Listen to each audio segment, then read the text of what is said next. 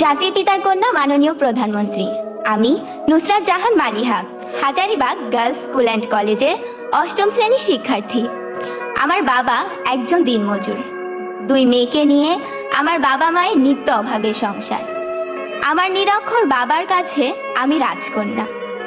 আমার মতো মালিহাদের পিতা যখন বলেন, তোর আর স্কুলে যাওয়ার দরকার নেই, কাল থেকে তোর মায়ের সাথে কাজে যাবি, তখন মনে হয় এটাই যেন আমাদের চিরকালের নিয়তি।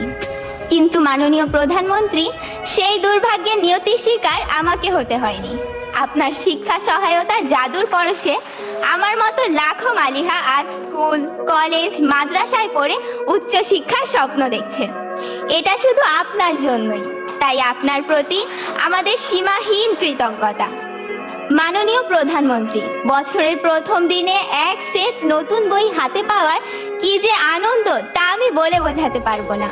নতুন বইয়ের ঘ্রাণ নেওয়ার সুযোগ আপনি আমাদেরকে করে দিয়েছেন। মাননীয় প্রধানমন্ত্রী, সর্বকালের সর্বশ্রেষ্ঠ বাঙালি, স্বাধীনতার মহান স্থপতি, বাংলাদেশের জাতির পিতা বঙ্গবন্ধু শেখ মুজিবুর রহমানকে দেখার সৌভাগ্য আমাদের হয়নি, কিন্তু বেহেশত হতে তিনি নিশ্চয়ই দেখছেন তার সুযোগ্য কন্যার কর্মকাণ্ড। দুঃখী মানুষের মুখে হাসি ফুটিয়ে কিভাবে তিনি সর্বক্ষেত্রে বাংলাদেশকে এগিয়ে নিয়ে যাচ্ছেন। মাননীয় প্রধানমন্ত্রী, একটি স্বনির্ভর দেশ গড়তে শিক্ষা যে কতটা গুরুত্বপূর্ণ, জাতির পিতার পর কেবল আপনিই তা সবচেয়ে ভালোভাবে অনুধাবন করতে পেরেছেন। আর সেজন্যই দরিদ্র মেধাবী শিক্ষার্থীদের ঝরে পড়া বন্ধ করতে আপনি চালু করেছেন এই উপবৃত্তি।